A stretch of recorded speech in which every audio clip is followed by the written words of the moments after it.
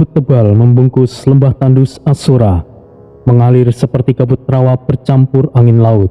Angin beracun menderu, berputar mengitari medan laga, seolah dua kutub racun dan badai sedang mengamuk tanpa kendali. Di tengah badai itu, dua sosok bergerak seperti bayangan, berlari, melompat, dan saling menerjang satu sama lain dalam irama kematian yang nyaris sunyi. Bayu Sagara berdiri tenang di atas pusaran air yang terbentuk dari tanah becek Asura. Di belakangnya, hembusan angin menciptakan sayap tipis yang tidak kasat mata. Sorot matanya tajam, tubuhnya penuh aura biru kehijauan, perpaduan unsur angin dan air, ilmuwan khas pewaris naga laut timur. Ratu Iblis Tiren, aku pernah mendengar namamu ketika invasi pertama terjadi, dan kabutmu bisa menyesatkan makhluk biasa. Tapi bukan aku, karena aku hidup dalam racun. Tiren melayang rendah di atas tanah, rambutnya mengambang di antara kabut. Aura gelapnya memancar dalam kilatan ungu dan hijau. Di sekeliling tubuhnya terbentuk spiral tipis racun dan ilusi yang menari liar. Kau sombong, Bayu Sagara. Kau pikir karena kau bisa mencium racun, kau bisa melawanku? Ledakan pertama langsung terjadi.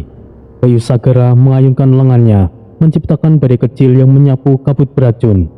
Angin menderu memutar, menciptakan spiral langit yang menyerut kabut. Namun, Tiren tidak tinggal diam. Ia melesat dalam gerakan yang tidak terduga. Tubuhnya tersembunyi dalam tirai racun yang berubah-ubah bentuk. Serangan pertama berhasil menebas bahu Bayu. Meskipun tidak terlalu dalam, darahnya tetap menetes. Racunmu cukup murni, tapi tidak cukup untuk menjatuhkanku. Ia membentangkan kedua tangannya, lalu menghentakkan ke tanah. Ajian Segoro Racun. Dari tanah meledak ombak racun berwarna biru kehijauan, bercampur gelombang udara dingin yang membawa suhu es dari dalam tubuh Bayu. Kabut meliuk, langit Asura bergetar pelan. Ombak itu menghantam Tiren yang tidak sempat untuk menghindar, mengoyak tubuhnya, membuat sebagian pakaiannya hancur dan luka terbuka di bahunya. Namun, Tiren tidak menyerah. Ia mengangkat tangan kanannya, dan dari sana muncullah aura hitam pekat, menggumpal dan membentuk semacam armor berduri di sekitar lengannya. Lengan iblis racun. Lengan itu meledakkan aura racun pekat, dan darah iblis menyatu menjadi energi destruktif. Ia menerjang, menebas udara dengan kecepatan kilat, menghantam Bayu Sagara dari sisi kanannya. Bayu Sagara mencoba menghindar, tapi ujung lengan itu sempat menyerempet perutnya. Luka terbuka, darah menetes, namun Bayu Sagara masih berdiri. Ia merogoh pinggangnya dan menarik dua bilah belati yang membeku dalam kristal biru. Kedua belati itu menyala dalam aura naga. Ukirannya terbentuk sisik laut, dan dengan mata naga kecil di bagian gagangnya. Belati Naga Laut Timur. Aura dingin menyelimuti medan. Uap air beku menutupi udara. Bahkan kabut beracun milik Tiren nampak membeku seketika. Keduanya kembali saling menerjang. Tiren dengan tangan iblisnya, dan Bayu Sagara dengan dua belati naga. Dentingan keras terjadi, seperti logam bertabrakan dengan kemurnian es. Setiap kali belati Bayu Sagara mengenai Tiren, asap putih keluar dari luka-luka kecil yang langsung membeku. Tiren menyerang dengan cakar-cakar racunnya. Gerakannya acak namun mematikan. Bayu Sagara menari dalam kecepatan angin, membalas setiap serangan dengan tikaman dan tebasan melengkung. Mereka terpental bersamaan. Tubuh mereka melayang lalu menghantam tanah dengan keras. Bayu Sagara terseret beberapa meter. Darah menetes dari mulutnya. Tiren terbatuk keras. Racun dari dalam tubuhnya sendiri nampak mulai bereaksi terhadap belati naga yang menembus dagingnya. Suasana hening. Hanya suara nafas tersengal yang terdengar di antara angin malam Asura. Kau hampir saja membunuhku. Dan kau juga, Tiren. Keduanya berdiri sekali lagi, sama-sama goyah, sama-sama penuh luka, tapi tidak satupun ingin mundur. Kabut kembali menyelimuti medan, dan mereka kembali menerjang, saling memburu dalam badai racun dan badai es. Pertarungan yang tidak hanya tentang kekuatan, tapi tentang dua prinsip, kehancuran dan penyeimbang, kegelapan dan samudera, tiren dan bayu sagara, dan malam masih panjang. Kabut tipis masih menyelimuti tanah lembab di sisi utara medan pertempuran. Tanah di sekitar Maisa Anabrang berubah menjadi licin, seperti dipoles oleh minyak atau dilumuri oleh lumpur. Setiap kali kakinya menjejak, air memercik ke segala arah, mengganggu konsentrasi dan kestabilannya. KL Hargorim berdiri di seberang, tubuhnya mengambang setengah jengkal di atas tanah, dikelilingi oleh kilatan sihir air yang membentuk pola-pola geometris yang tidak dikenal. Kau terlalu lambat, manusia bayangan. Bayanganmu tidak akan bisa menyentuhku, karena aku bukan dari tempat yang sama. Maisa Anabrang kemudian melemparkan bayangan tajamnya, sebuah bilah gelap yang menembus udara seperti lembing kegelapan. Namun KL hanya miringkan tubuhnya, dan lemparan itu meleset, menancap pada pohon iblis di belakangnya. Dalam satu kedipan mata, KL sudah menghilang dari pandangan. Tendangan keras menghantam punggung Maisa Anabrang dari belakang, membuat tubuhnya terpelanting dan menghantam lumpur. Bayangannya berkibar liar, lalu memudar seketika karena benturan yang terlalu dalam. Maisa mendesah. Ia tidak menggeram, ia tetap diam, bangkit perlahan, lalu menundukkan kepala seraya menyentuh tanah. Aku memang lambat, tapi aku tidak sendirian. Dengan suara yang dalam dan penuh kehormatan, Maisa Anabrang merapal sebuah mantra. Wahyu leluhur, lintang alam, hadirlah. Tanah di sekitarnya mulai bergetar. Akar-akar hitam muncul dari bawah lumpur, membentuk siluet manusia. Bayangan-bayangan dengan bentuk prajurit muncul dari balik kegelapan tanah. Mereka memakai pakaian leluhur Jawa kuno, membawa tombak bayangan dan perisai eteral. Menambah beberapa bayangan tidak akan merubah apapun. Majulah, ucap KL dengan suara yang sinis. Ia merentangkan tangannya ke atas. Lautan kecil yang mengalir di sekitar tubuhnya mendidih. Garam dan tinta hitam menyatu, lalu menyembur ke tanah, menciptakan makhluk-makhluk korstek, tubuh berlendir, dan tangan seperti pedang, mata tanpa kelopak. Pasukan legend iblis lautan kini telah hadir. Mereka lahir dari ingatan makhluk yang mati dan tenggelam, dan hidup kembali dalam bentuk mimpi buruk. Jangan kau pikir kau saja yang memiliki pasukan. Dua pasukan menerjang, deru pertempuran pecah, bayangan bertarung dengan lumpur hidup. Tombak leluhur menghantam tubuh-tubuh licin yang mencicit dan mengkilat. Jeritan roh dan raungan iblis tumbang tindih. Maisa Anabrang melompat ke tengah medan, mengiris udara dengan dua belati bayangannya. KL muncul dari belakang, mencoba menusuk, tetapi Maisa membalik tubuhnya di udara dan menangkis. Dua energi bertubrukan. Maisa Anabrang terlempar ke belakang, mendarat dengan tumpukan akar iblis. Nafasnya memburu, matanya menyipit menapat sosok cepat itu. KL, kau memang cepat, tapi cepat bukan berarti kau bisa menang. Dan kau terlalu mengandalkan kekuatan yang tidak bergunamu itu. Majulah. Tidak berguna katamu? Maka mari kita lihat. Segel air muncul dari tanah. Maisa tiba-tiba merasakan tanah di bawahnya mencair seperti lumpur hisap. Tubuhnya mulai tenggelam, nafasnya mulai berat. Niat Tingsun lintang bayang. Tubuh Maisa seketika lenyap dari lumpur itu. Bayangannya menyatu dengan akar-akar pohon dan muncul di belakang KL. Tanpa suara, ia menebaskan satu bilahnya. KL tergores di sisi punggungnya, tidak dalam, tapi cukup untuk membuatnya terkejut. Oh, ternyata kau bisa menyentuhku. Aku tidak perlu menyentuhmu, KL. Aku hanya perlu mengingatkanmu bahwa bayangan selalu ada di belakang cahaya. KL meninju balik. Mahisa menghindar dan melompat dari atas pohon iblis. Darah menetes, tapi ia tetap berdiri. Di bawah, pasukan mereka masih bertarung. Pasukan leluhur mulai terdesak, tapi mereka tidak mundur. Para roh prajurit dari zaman dahulu menolak menyerah, walaupun tubuh mereka hanyalah wujud dari kenangan spiritual. Kalian bukanlah alat. Kalian adalah sebuah warisan leluhur. Jangan menyerah, teruslah melawan. Sebuah lingkaran bayangan terbentuk di udara. Mahisa Anabrang memanggil para roh yang lebih tua. 4 sosok berjubah panjang muncul, para raja bayangan dari era silam. Kami akan bertarung bersamamu, Mahisa, tapi bayarannya adalah jiwamu sendiri. Jika jiwaku tidak bisa menjadi milik leluhur, maka bukanlah siapa-siapa diriku. Para raja bayangan menerjang. Pasukan Legion Iblis Lautan mulai berkurang satu demi satu. KL menjepitkan mata, lalu meluncur ke atas dengan kecepatan yang tidak terlihat. Tubuh Mahisa bergetar.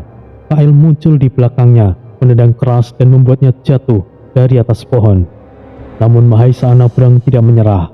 Dari tanah ia bangkit. Kedua belati di tangannya kini berubah menjadi gelap sepenuhnya. Suaranya menggetarkan udara. Majulah KL, kita selesaikan ini 1 lawan 1, tanpa pasukan, tanpa bayangan, hanya kau dan aku. Aku menunggu ini sejak awal, Mahisa Anabrang. Dan mereka pun menerjang kembali. Dua bayangan saling berburu dalam medan yang penuh kenangan dan mimpi buruk. Siapa yang akan bertahan, belum ada yang tahu. Tapi satu hal yang pasti, tidak ada yang akan mundur. Langit di atas medan iblis Asura nampak seperti neraka yang baru terbuka. Kilatan petir merah dan ungu melintasi awan hitam yang meneteskan hujan darah. Aroma belerang dan kematian memenuhi udara. Di tengah tanah yang pecah dan membara, 2 raksasa berdiri saling menatap. Nafas mereka berat. Tubuh mereka sama-sama dipenuhi luka, tapi sorot mata mereka justru semakin menyala. Wirakusuma, sang ksatria tombak dari tanah Parahyangan, berdiri dengan gagah. Di tubuhnya menyatu lempengan-lempengan perisai putih keperakan berbentuk singa. Armor itu bukan hanya pelindung, tapi simbol dari ilmu pamungkas, warisan Prabu Siliwangi. Di seberangnya, Azel Satan, iblis batu yang tubuhnya kini telah membesar hampir 2 kali lipat.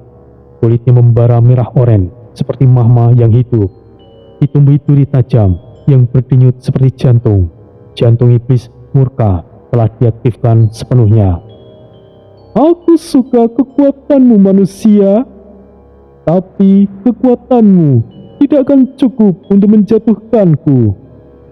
Wirakusuma memutar tombaknya, mengukir pusaran angin di sekelilingnya.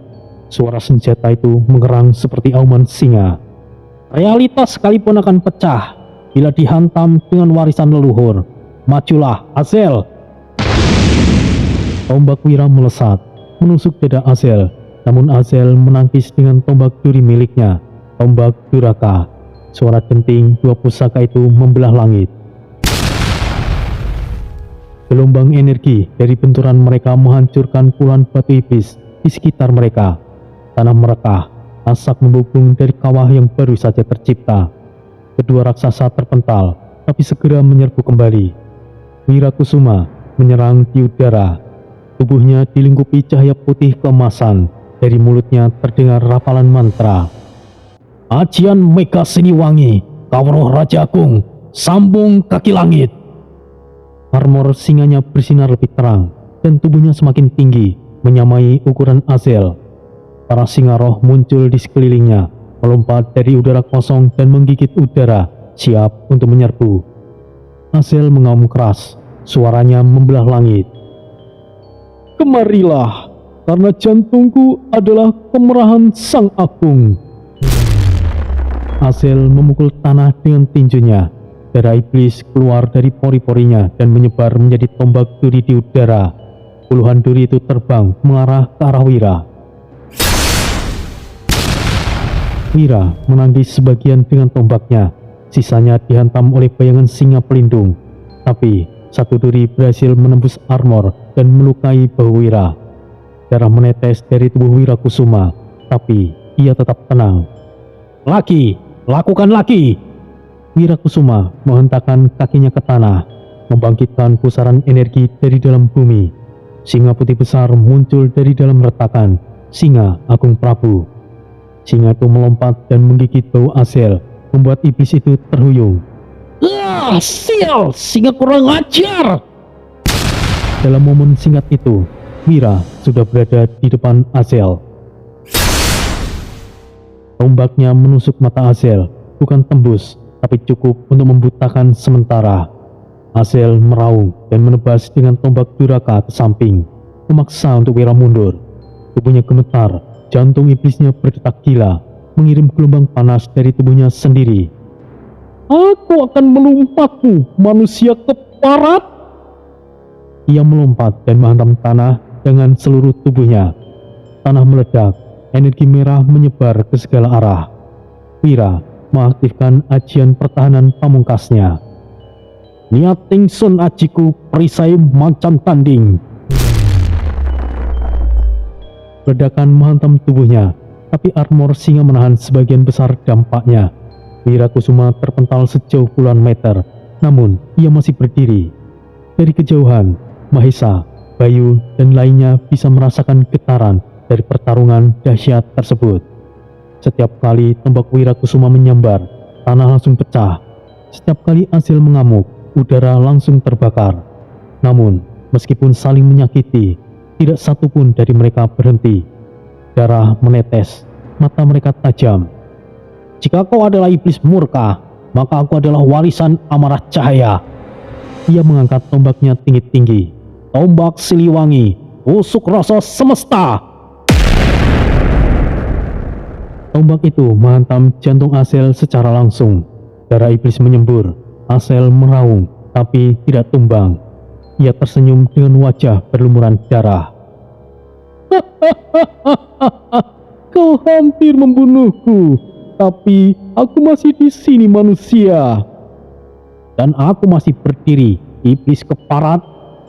Pertarungan mereka belum selesai, tapi kini masing-masing tahu yang mereka hadapi bukanlah sekedar musuh, tapi cermin kekuatan sejati yang lahir dari penderitaan dan keyakinan, dan mereka akan bertarung sampai salah satunya jatuh. Di tengah hutan gelap yang dipenuhi akar-akar iblis yang menyembul dari tanah, dua sosok berjalan menjauh dari arena pertempuran besar. Langkah mereka nampak berat, tapi bukan karena luka, melainkan karena beban pikiran yang menggantung di antara keduanya. Aris dan Tori, dua saudara yang ditakdirkan di jalur yang berbeda, namun saling terikat oleh darah, berjalan berdampingan di antara desiran angin dan lolongan jauh iblis Asura. Petir menyambar di kejauhan. Langit merah pekat seolah menonton mereka, menyaksikan dua kekuatan besar berbicara dalam sunyi yang nyaring. Aris membuka percakapan, suaranya pelan tapi tegas. "Tori, aku tahu kenapa kau datang ke sini. Dan aku yakin kau pasti mencari palu gegana milik Yang Togok. Tapi dengarkan aku, Tori. Jika kau berhasil mengambilnya, maka segel alam Asura akan jebol. Kau akan membuka pintu neraka yang selama ini tertutup." "Aku tidak tahu pasti, Mas Aris. Semua itu hanya tafsir dari orang-orang takut yang tidak pernah melihat kenyataan. Aku sudah melihat dunia ini hancur dalam ketakutan akan legenda itu." "Alah, Tori, itu bukanlah tafsir. Aku juga melihatnya sendiri dalam penglihatan roh. Jika palu gegana dibangkitkan, maka Yang Togok akan lepas dari dunia bawah. Dunia atas akan terbuka dan semesta akan mulai kabur." "Itu mungkin saja, Mas Haris. Namun, jika Yang Togok tetap berada di dunia bawah, maka kita akan tetap hidup dalam bayang-bayang teror dari para iblis kuat di Asura. Kau lihat sendiri bukan? Sura, Raja Argos, semuanya mulai bergerak. Kita tidak punya kekuatan untuk menghentikan mereka, Mas Haris. tapi Yang Togok mungkin bisa. Lalu, dengan mengorbankan apa, Tori? Keseimbangan. Asal kau tahu, Tori, jika Togok kembali ke atas, ia tidak akan peduli lagi. Ia bukan pelindung seperti yang kau pikirkan. Dia adalah kekuatan liar yang ia tahu hanyalah menghancurkan dan mendominasi. Tori menatap jauh di balik pohon-pohon hitam yang melingkari mereka. Aku tahu risikonya, Mas. Tapi aku bukan anak kecil yang bisa kau larang. Aku sudah menyelami dan memahami Yang Togok.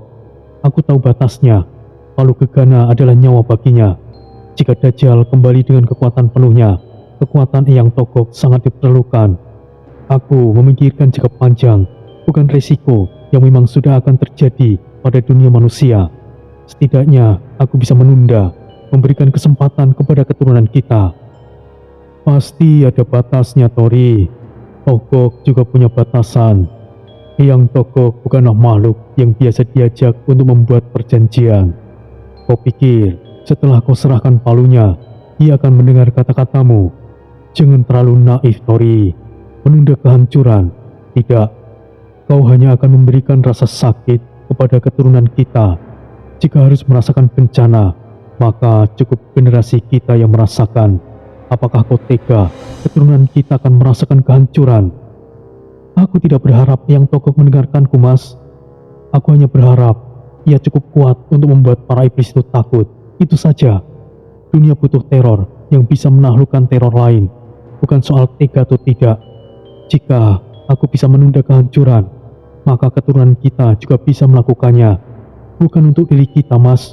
Bukan untuk keluarga ataupun rekan-rekan kita, tapi untuk seluruh umat manusia yang tidak tahu akan semuanya ini.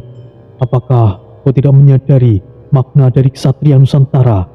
Itu bukanlah gelar, bukan pula sesuatu yang dibanggakan. Seorang kesatria atau pahlawan akan berkorban demi keseimbangan tanpa dikenal oleh mereka yang ingin dilindungi. Itulah makna sejati dari seorang kesatria. Suasana langsung menjadi sunyi, hening yang menusuk. Sejenak tidak ada suara lain selain hela nafas berat mereka. Haris kemudian berbicara sekali lagi. Tori, kau tahu, aku selalu bangga padamu. Kau yang selalu berpikir cermat, hati-hati. Namun kini, kau seperti iblis yang kehilangan nurani. Prinsipmu sama seperti leluhur kita terdahulu. Benar, semua yang kau katakan. Tapi siklus itu akan terus berulang tanpa akhir. Kedamaian sejati bukanlah hidup, melainkan setelah kematian. Kita harus menerima bencana itu, menerima hari kiamat itu tiba, Tori. Tori mendongak, menatap langit yang diliputi asap merah darah. Aku memang terlihat seperti iblis, Mas. Atau memang aku sudah menjadi bagian dari iblis? Tapi cara pikirmu justru lebih kejam dari iblis itu sendiri, Mas. Menerima bencana, kau sungguh gila. Hari kiamat memang akan selalu datang, tapi selama manusia masih memiliki akal manusia sehat, hari itu akan tertunda. Kiamat akan datang di saat seluruh manusia tidak lagi memiliki sifat-sifatnya seperti manusia. Mereka terpengaruh oleh Dajjal. Disitulah titik terendah manusia, pembantaian dan penindasan, kekacauan yang ada. Saat itu tiba, Sang Pencipta akan menurunkan kiamat. Ini bukan tentangmu. Jangan mengatasnamakan dunia. Mereka tidak sekuat dan berani sepertimu. Manusianya butuh perlindungan, kenyamanan, kedamaian. Hanya itu, Mas. Kita sama-sama memiliki takdir, tapi jalan kita berbeda. Jangan memaksaku untuk memahami jalanmu, karena kau juga tidak memahami jalanku. Tanah di sekitar mereka bergetar saat kilat menyambar satu pohon besar hingga tumbang. Akar-akar hitam menjulur liar, seperti ingin mendengarkan percakapan mereka. Angel iki. Lalu, apa rencanamu selanjutnya, Tori? Tori mendekat, hingga hanya satu langkah jarak mereka. Aku akan ke lembah Jagat Arang. Di sanalah Palu Gegana tersegel. Tidak ada yang bisa membuka segelnya, kecuali pengguna pusaka naga yang terikat oleh energi Hatha Naga Sona. Dan kau tahu, Mas, aku yang memegang pusaka-pusaka itu. Jika kau melewati batas itu, aku akan menghadangmu, Tori. Maka hadanglah Mas, kalau kau memang mampu melakukannya. Angin mendeduk keras, ranting-ranting bergesekan seperti senjata. Dari kejauhan, dentuman dan ledakan dari pertempuran yang terus berlangsung masih menggema. Seperti irama peperangan semesta. Tori berbalik perlahan. Aku tidak membencimu Mas Haris, tapi aku tidak akan berhenti sekalipun jalan kita berbeda. Tori, aku juga tidak membencimu. Kau tetaplah adikku. Tapi jika kau menjadi kunci malapetaka, aku tidak akan ragu untuk menghancurkanmu. Mereka berjalan berlawanan arah. Tubuh mereka menjauh dalam lorong hutan iblis yang menelan cahaya dan suara. Dua jalan, dua pilihan, dua saudara yang tidak akan pernah sama, namun tetap terikat dalam satu takdir. Dan di langit Asura, badai mulai terbentuk. Di sudut medan yang membara, di mana api dan energi merah mengalir seperti sungai neraka, dua sosok bertarung dengan kegilaan yang hanya bisa dimengerti oleh darah dan dendam.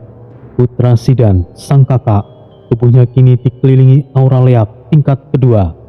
Tubuhnya menghitam dengan pola kuno menyala merah, menyelimuti kulitnya. Matanya memancarkan cahaya hijau kemerahan dan kesucian yang dilukai.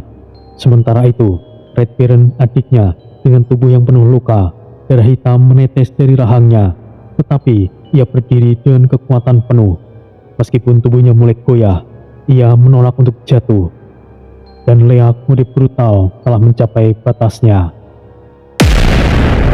Ledakan energi dari benturan mereka memecahkan tanah, membuat dinding energi seperti loncatan api yang menyambar ke langit. Kabut hitam bergulung-gulung dari jarak kaki mereka, berganti-ganti dengan cahaya merah keunguan.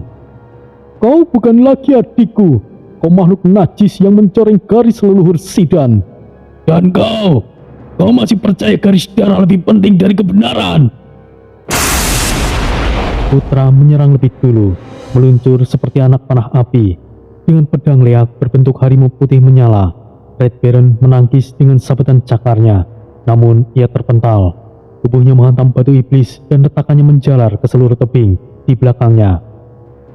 Kau adalah aib, leluhur badai pasti mengutukmu. Red Baron bangkit kembali. Aku sudah muak, kakak. Tangan kanannya membentuk segel aneh, lalu Red Baron menjerit. Tingkat kedua, lengkas. Langit terbelah, api merah naik seperti naga di tubuh Red Baron. Dagingnya terbelah, namun tidak berdarah, justru mengeluarkan energi hitam pekat yang membentuk tulang-tulang baru. Tubuhnya berubah, separuh manusia, separuh iblis, dan separuh makhluk buas. Gigi bertumpuk dalam rahangnya, dua tanduk melengkung di dahinya, dan punggungnya ditumbuhi sayap api patah yang berdenyut liar. Tangannya bukan lagi tangan manusia, melainkan cakaran keras berlapis logam spiritual. Astaga, ini bukanlah leak, itu adalah kutukan iblis. Ini bukanlah kutukan, kakak, ini adalah pilihan. Aku tidak akan tunduk pada roh manapun. Aku membentuk jalanku, membentuk leakku sendiri. Putra meraung. Aura putih harimau emas di belakangnya mengepul makin besar, membentuk kepala harimau yang meraung. Jika begitu, matilah. Kau adalah aib. Putra melesat, menebaskan pedang harimau dengan kekuatan penuh, menciptakan gelombang api suci yang memecah pohon-pohon di belakang Red Baron. Tapi Red Baron melompat ke udara dan menyerang balik dari atas. Dua kekuatan bertabrakan di udara, menciptakan ledakan keras yang mengguncang bumi. Debu menyelimuti medan, batu-batu berterbangan, angin berdengung nyaring. Saat kabut mulai mereda, kedua sosok terlihat masih berdiri, tapi keduanya berdarah. Nafas mereka terengah, namun sorot mata mereka masih menyala seperti dua obor dari dunia yang berbeda. Putra Sidan menatap Red Baron dalam-dalam. Kenapa kau tidak mati saja waktu itu? Kenapa kau biarkan dunia percaya kau mati dan bangkit sebagai iblis?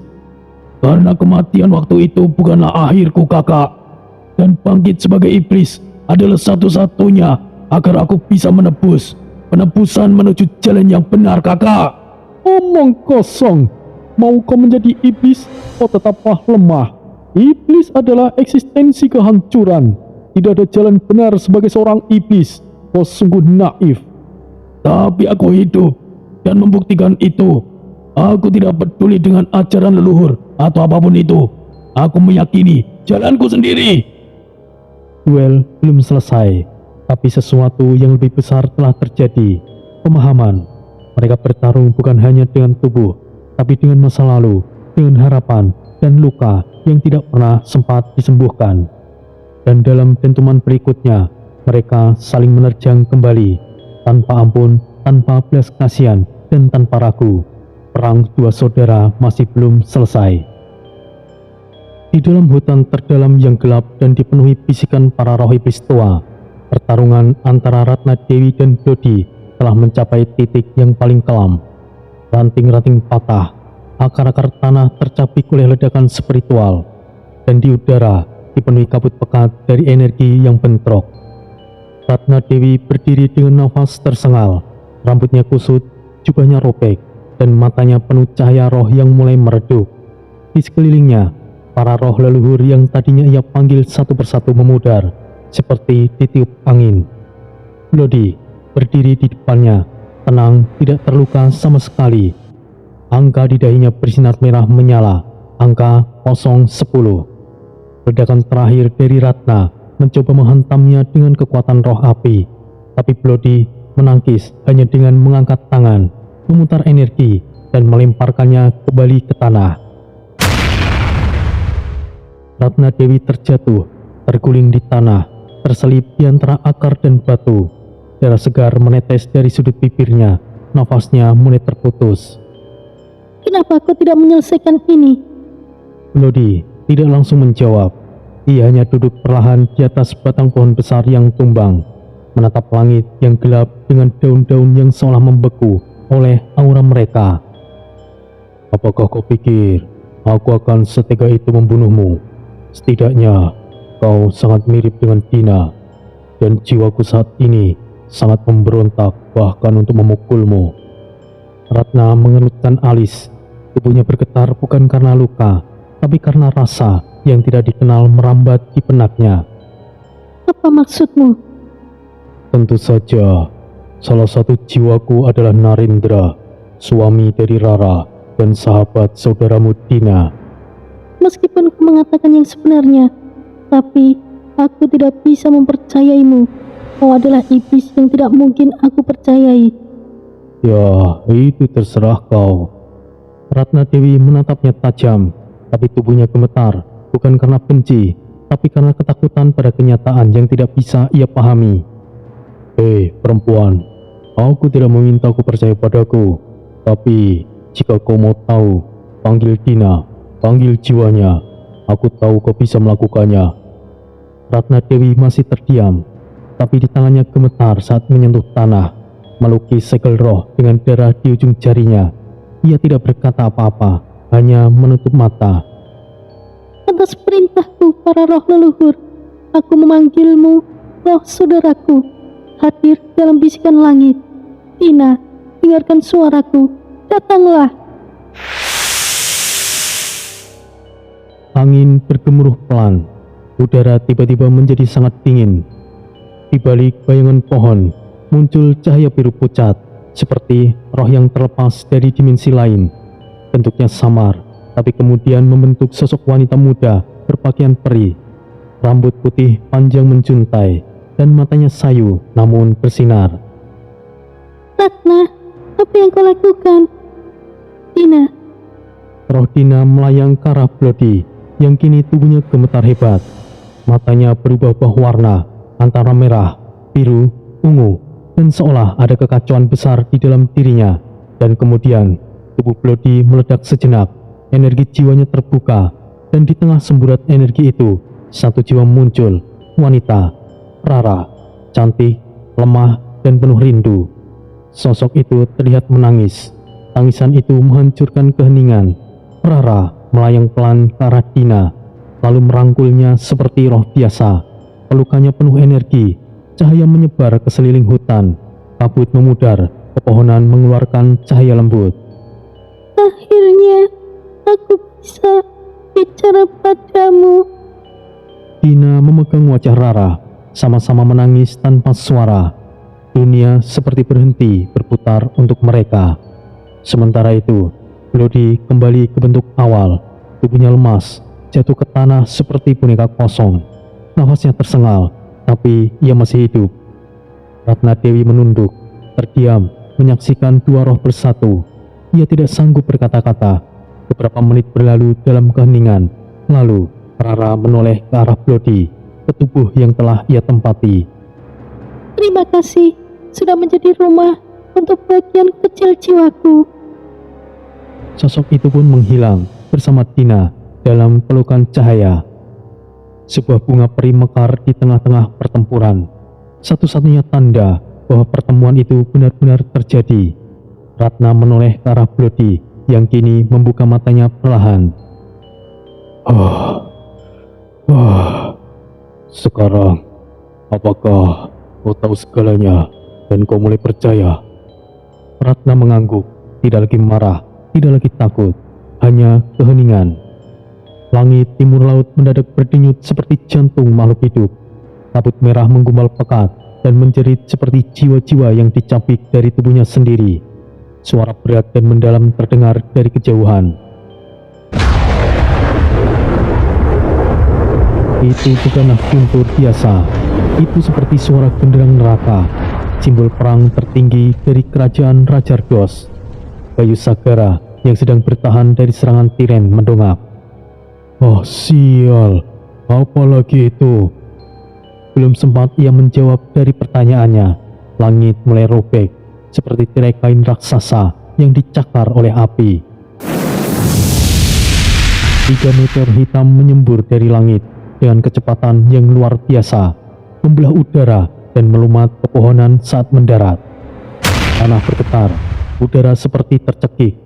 Ketiganya berdiri perlahan di kawah merah membara yang mereka ciptakan sendiri. Jenderal pertama, tinggi besar, seluruh tubuhnya bukan daging, bukanlah tulang, melainkan uap beracun kental berwarna hijau tua. Wajahnya nyaris tidak terlihat, hanya 2 mata hitam bersinar seperti bara api. Tanah yang ia injak langsung meleleh, menciptakan lubang hitam penuh lendir busuk. Jenderal kedua mengenakan jubah keunguan yang melayang sendiri, namun setiap gerakannya menimbulkan ilusi, seperti dunia berputar di sekitarnya. Ia tidak berjalan, ia memutar ruang. Saat melangkah, lokasi tubuhnya bergeser secara tidak logis. Jenderal ketiga, sosoknya tanpa bentuk yang tetap, wajahnya berubah-ubah, tubuhnya tembus pandang sebagian, dan seolah setengah eksistensinya tidak diketahui oleh dunia. Wirakusuma yang saat itu baru saja menghentakkan tombaknya ke dada Asel langsung berbalik. Bayu Sagara langsung menggeram. Sial, apalagi kali ini? Mahisa Anabrang, meskipun terengah matanya menatap ketiga sosok itu dengan tajam. Mereka bertiga langsung menyadari bahaya itu bukanlah seperti sebelumnya. Mahisa, kita terkunci dari 2 arah, timur dan barat. Sekarang apa yang akan kita lakukan? Seru Bayu Sagara. Azel, Tiren dan Kael justru mundur beberapa langkah, menatap 3 jenderal Raja Ardos itu dengan waspada. Bahkan, para iblis pemburu sekalipun menarik nafas ketakutan. Aura para jenderal itu bukan hanya membakar, tapi menenggelamkan dunia sekitar. Salah satu jenderal iblis bersisik tapi suaranya terdengar jelas di telinga semua makhluk. Target utama, 3 manusia yang terlihat di hadapan kita. Tanah terbelah dan dari bawah kakinya muncul lingkaran sihir iblis berwarna hitam darah, segel pemecah eksistensi. Jenderal iblis lain melangkah perlahan. Uap dari tubuhnya membuat udara semakin seperti kaca meleleh. Wirakusuma mencoba mengangkat tombaknya, namun kakinya mulai melepuh. Sial, racun ini bukanlah racun biasa. Mahisa Anabrang memanggil bayangannya untuk membungkus tubuh mereka, tapi jenderal lainnya menggeser ruang dan bayangan itu langsung berpindah lokasi. Apa ini? Bagaimana mungkin ini terjadi? Geram Mahisa. Kael dan Tiren akhirnya melompat mundur, dan Tiren berbisik. Jika mereka ikut campur, ini bukan lagi perburuan, ini adalah pembantaian. Bayu segera mengangkat tangannya. Air dari kabut di sekeliling mulai terkumpul. Ia menyiapkan serangan pamungkas, namun tubuhnya menggigil. Mereka datang bukan untuk sekedar bertarung, mereka datang untuk kita. Apa ini yang harus kita lakukan? Mahesa melihat ke langit, dan untuk pertama kalinya, suara kegagahan leluhur di telinganya diam. Jenderal iblis lainnya menyemburkan racun pekat seperti tsunami ke arah Mahesa dan Bayu.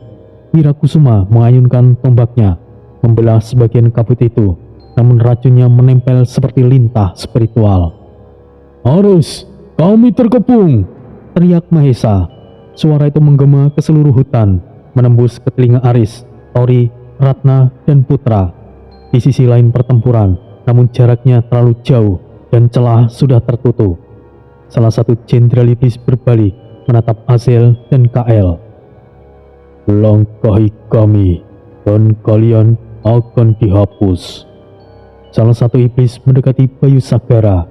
Suara bisikannya memecah keheningan. "Dan kalian manusia arogan, langkah kalian berhenti di sini." Bayu Sagara tidak menjawab. Ia hanya menggenggam kedua belah naga laut timur dan bersiap mati dengan kehormatan. Wirakusuma melangkah maju, menahan tubuhnya yang mulai teracuni. Mahesa Anabrang menarik nafas, dan dengan tangan gemetar membentuk segel bayangan terakhir. 3 manusia itu kini sendirian, terkepung, dan genderang neraka masih terus berbunyi. Teriakan Mahesa Anabrang sebelumnya menggema bagaikan tombak cahaya yang menembus belantara gelap. Di sisi lain hutan, di rerembunan berduri di kabut merah Asura, Aris langsung menunggak tajam. Mata tombaknya kenconot jagat bergetar pelan di genggamannya. Ratna Dewi yang berada di dekatnya terhentak sejenak. Putra Sidan memutar tubuhnya dan memandang ke arah suara itu. Nafasnya mulai memburu. Tori berdiri tenang di sisi kanan Aris, namun matanya berubah tajam. Aura iblis tinggi yang biasanya tersembunyi kini mulai menyala samar di balik jubah kelamnya. Itu suara Mahesa. Sial, mereka telah disergap. Tori memicingkan mata, lalu memandang ke arah langit timur laut. Gumpalan asap merah yang tadinya seperti kabut kini menggumpal menjadi semacam gerbang. Dari arah itu, bahkan tanpa melihat, ia bisa merasakan tekanan spiritual yang kasar, berduri, dan penuh niat melenyapkan. Bukan pasukan biasa. Mereka adalah jenderal elit Rajardos. Mas Aris, mereka dalam bahaya. Apa itu benar, Tori? Apakah kau yakin? Aku mengenali pola energi ini, Mas. Ini bukanlah sekedar iblis. Ia adalah kehampaan yang hidup. Ini benar-benar berbahaya. Mereka dalam bahaya. Ratna sudah hendak melompat pergi, tapi Aris mengangkat tangan dan menghentikannya dengan paksa. Jangan lakukan itu, Ratna. Kau akan mati sebelum mencapai mereka. Tapi mereka juga saudara kita. Mereka bertarung sendirian. Kita harus membantu mereka, Riz.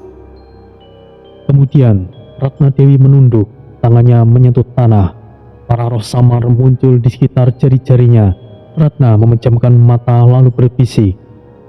Roh tanah, roh angin, tunjukkan aku lintasan Mahesa. Suasana hening sesaat. Sebelum desiran energi muncul, angin membentuk pola spiral tanah. Dari samar menggambar jalan menuju ke arah timur laut.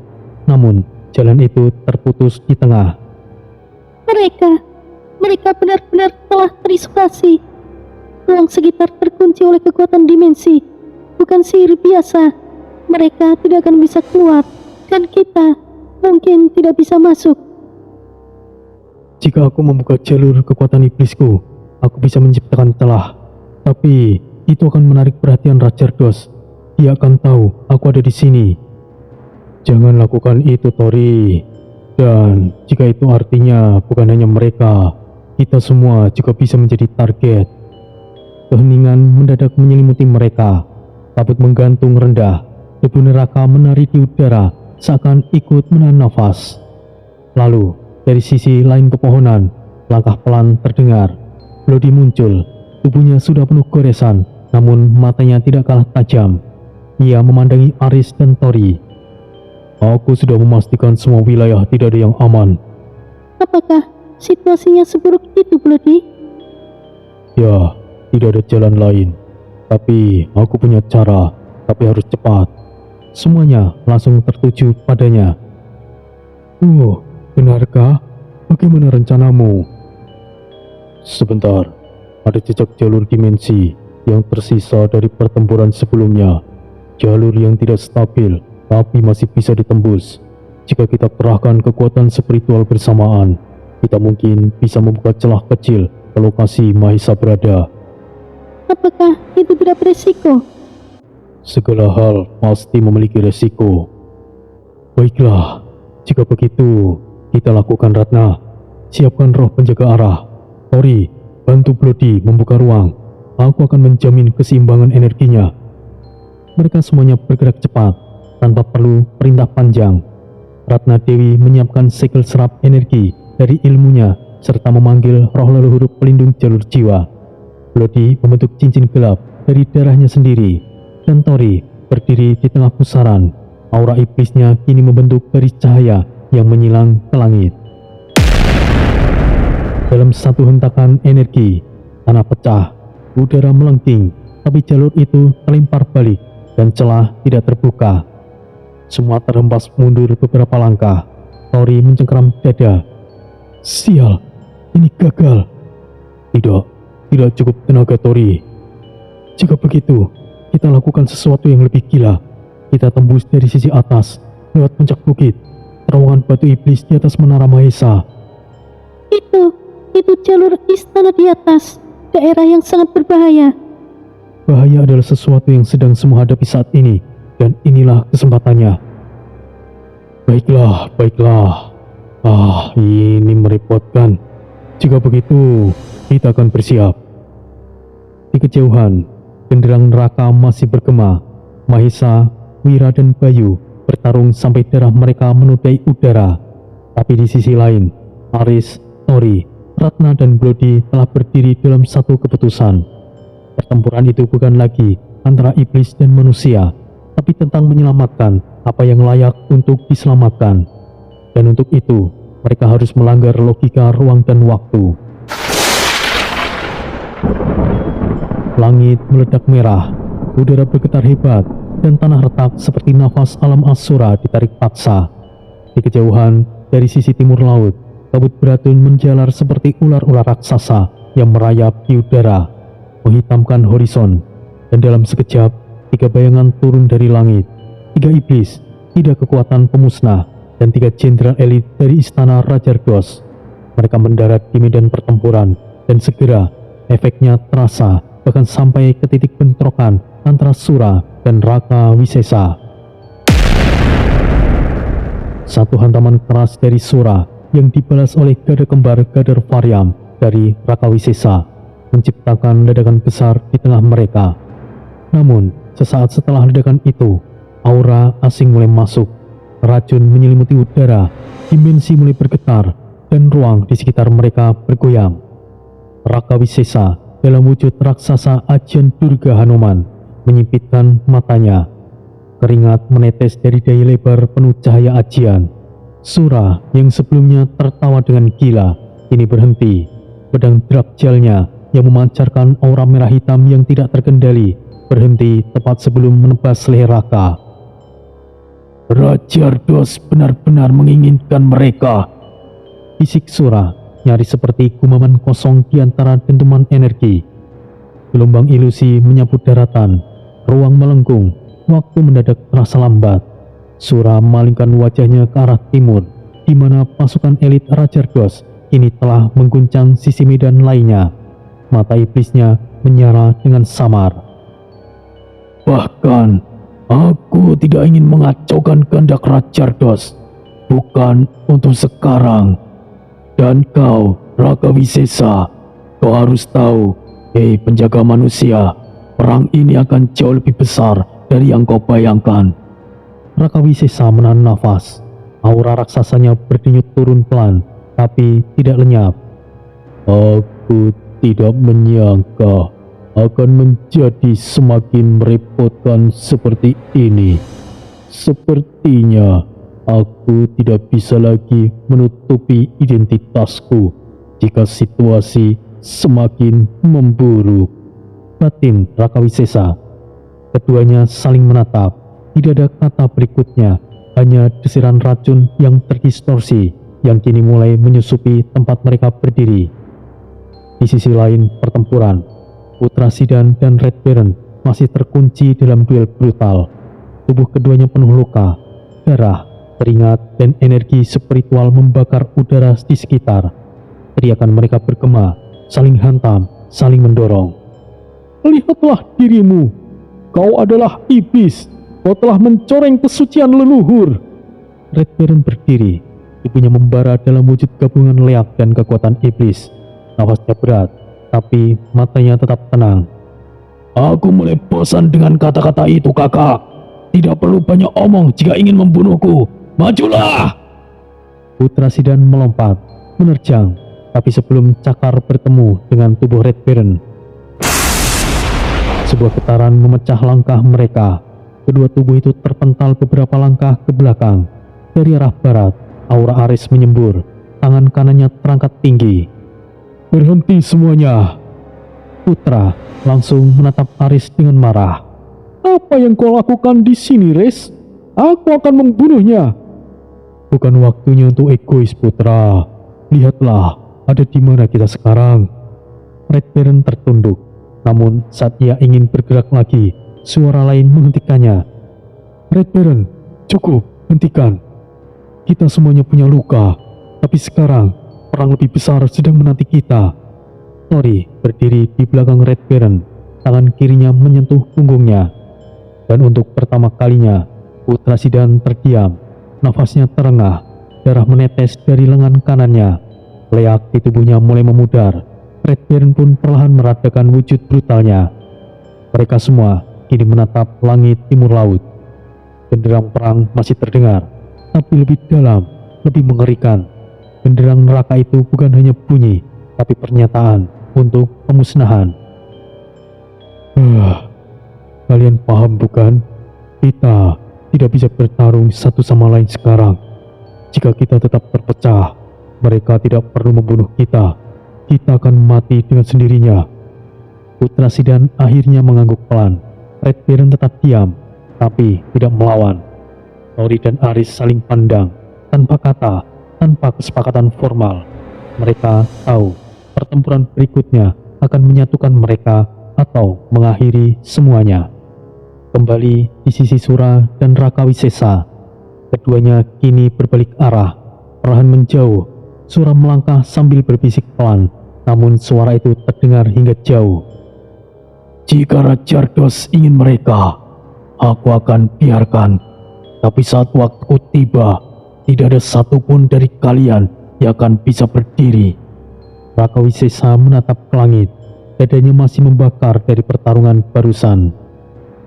Bagus, jika kau tidak ikut campur. Pergi jika ingin pergi. Aku tidak akan menghalangimu. Langit Asura semakin memerah, tapi kini semuanya tahu pertempuran sesungguhnya baru akan mulai pecah. Langit alam Asura tidak mengenal pagi ataupun senja, hanya rentang waktu yang dilumuri darah dan debu. Di atas hamparan tanah tandus yang retak seperti kulit binatang, kilat-kilat merah menyambar tanpa suara, menggores cakrawala yang berwarna abu-abu muram. Bau belerang menusuk hidung, bercampur aroma daging terbakar dan logam panas. Angin di tempat itu tidak bertiup dengan lembut, melainkan meronta dalam jeritan, seolah para roh yang ditawan oleh alam itu tidak pernah tertidur. Di tengah kekacauan itu, 4 kesatria berdiri di atas lingkaran tanah yang dikelilingi jurang hitam. Mereka adalah anomali dalam dunia itu, terang kecil dalam lautan kegelapan. Tubuh mereka luka-luka, pakaian sobek, wajah penuh peluh dan debu, tapi mata mereka tetap menyala, membara oleh sesuatu yang lebih besar dari rasa takut. tekad untuk tidak tunduk. Rakawisesa berdiri paling depan, diam seperti batu, mata tajamnya menyapu barisan musuh. Di belakangnya, Mahesa Anabrang masih menggenggam pedangnya yang bergetar. Wirakusuma menjaga sisi kanan, sementara Bayu Sagara nyaris tidak mampu berdiri tegak. Suara petir merah meledak di atas kepala mereka. Langit seakan pecah, dan dari cahaya menyilaukan itu turun 3 sosok yang menginjak tanah dengan kekuatan yang maha dahsyat. Tanah bergetar, retakan menyebar seperti jaring laba-laba. Debu membubung tinggi, membuat pasukan iblis di sekitarnya menunduk, menahan tekanan aura dari 3 makhluk yang baru saja tiba. Mereka adalah Abhisar, Selurha, dan Monfar. Mereka, apakah mereka manusia yang kalian sebut berbahaya? Mereka bahkan hampir roboh. Manusia-manusia kecil ini punya keberanian, tapi keberanian saja tidak akan menyelamatkan mereka. Lalu, langkah terakhir yang paling sunyi, paling mencengkam, Monfar, berjubah kelam dan bersimbah simbol-simbol kuno. Hanya matanya yang terlihat di balik tudungnya, mata yang kosong, namun mengandung kehancuran. Ia tidak berkata apapun, namun satu pandangan darinya membuat Bayu Sagara melangkah mundur secara refleks. Di sisi medan, pasukan iblis yang jumlahnya ribuan mengeluarkan raungan rendah, seperti menyambut datangnya pembantaian. Semuanya tolong berhenti. Sebuah suara menghentikan segalanya. Suara itu datang dari barisan iblis sendiri. Sura melangkah maju bersama 3 rekannya, Kael, Tiren, dan Azel. Mereka adalah iblis yang sebelumnya menyerang keempat manusia itu, tapi kini mereka menghentikan pertempuran. Langkah Sura begitu mantap, tapi matanya menyimpan tekanan. Ia berdiri di hadapan ketiga jenderal elit dengan kepala tertunduk. Saya adalah Sura, memohon agar serangan dihentikan sementara. Keempat sosok ini telah kami hadapi, dan kami berhasil menahan mereka di tempat ini, tanpa ada satupun yang berhasil kabur. Lalu kenapa? Apakah kau ingin mengambil hak dari itu? Tidak, saya hanya... Oh, atau kau ingin mengambil pujian atas pekerjaan setengah matang ini? Namun, Monfar mengangkat satu tangan, dan seketika kedua jenderal lainnya terdiam. Lanjutkan. Terima kasih. 4 manusia ini bukanlah penyusup biasa. Mereka menghancurkan 3 pos penjaga gerbang alam iblis. Mereka mengalahkan 20 petarung garis depan dan hampir menembus ke jantung wilayah kita. Ucap Sura berpura-pura, walaupun kenyataannya tidak demikian. Ia menunjuk ke arah Raka dan lainnya. Keberanian mereka telah membantu kami menemukan celah dalam pertahanan kita sendiri. Dengan ini, saya datang untuk melaporkan bahwa jasa kami, saya dan 3 rekan saya, adalah bentuk kesetiaan kami pada alam iblis Asura. Sebuah tombak ditancapkan di depan kaki Sura. Tiren mundur spontan. Kael dan Azel mulai menegang. Sosok itu adalah Abhisar yang melemparkannya. Berani sekali kau bicara jasa hanya dengan 4 manusia di hadapanmu. Tapi keberanian seperti itu tidak bisa diabaikan begitu saja. Mereka memang cukup menyulitkan. Selurha bergerak maju, melingkar di sekitar Sura dan teman-temannya. Ajardos menyukai iblis yang inisiatif. Dan kau, saya Sura.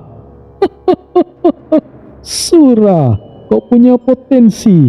Rajardos sedang membutuhkan loyalis baru, kepala desa. Sura mengepalkan tangan, dadanya naik turun, jantungnya berdetak keras. Ia menunduk perlahan, lalu membungkuk lebih dalam. Ia masih belum cukup kuat, dan ia terpaksa menundukkan kepalanya. Namun dalam hatinya, saat waktunya tiba, mereka yang akan membuatnya menundukkan kepalanya akan menerima ganjaran lebih pedih dari kematian. Terima kasih atas kehormatan ini. Saya hanya menjalankan tugas sebagai bagian kecil dari tubuh besar kerajaan. bagian kecil. Ya benar, itu sangat kecil. Kau dan rekanmu akan dibawa ke istana Rajardos. Kalian akan menerima hadiah, namun dalam pengawasan. Dan kalian manusia, belum waktunya kalian mati, tapi kalian tidak akan pergi kemana-mana. Para pasukan iblis kembali bergerak, dan kali ini dengan langkah yang lebih lambat, menciptakan tekanan psikologis seperti air pasang yang datang untuk menelan semuanya. Terdengar suara rantai diseret, jeritan dari kejauhan, tawa iblis yang menyala-nyala di antara barisan. Wirakusuma mengepalkan tangan. Ia berdiri lebih dekat arah Raka. Jika ini adalah akhir kita pastikan kita jatuh dengan kehormatan. Setidaknya kita satu-satunya manusia pertama yang menginjakkan alam iblis ini. Mahesa mengangguk. Bayu Sagara dengan nafas yang berat tertawa kecil. Dan satu lagi, kita bertarung dengan sangat keren. Meskipun tidak akan ada yang mengenang kita, setidaknya aku tidak mati tenggelam. Dasar bodoh, kau itu ikan berkaki, bagaimana bisa kau tenggelam? Bisa-bisanya kau bercanda saat seperti ini. Namun Raka Wisesa belum bicara. Ia terdiam, tapi sorot matanya tidak menyerah. Tidak, bukan menyerah, tapi ia mengamati dan menanti. Dan sementara pasukan iblis mulai mengepung lebih dekat, Sura berdiri tegak, masih membungkuk di hadapan 3 jenderal iblis dengan lidah yang tercekat. Ia tahu satu kesalahan, dan bukan hanya manusia yang mati di sana, tapi jika ia berhasil, ia akan selangkah lebih dekat dengan pusat kekuasaan. Dan semuanya itu dimulai dari pemberontakan kecil tersebut. Lalu, bagaimana dengan nasib Wirakusuma, Bayu Sagara, dan Mahesa Anabrang? Apakah mungkin Raka Wisesa akan menyelamatkan mereka? Atau sesuatu keajaiban akan terjadi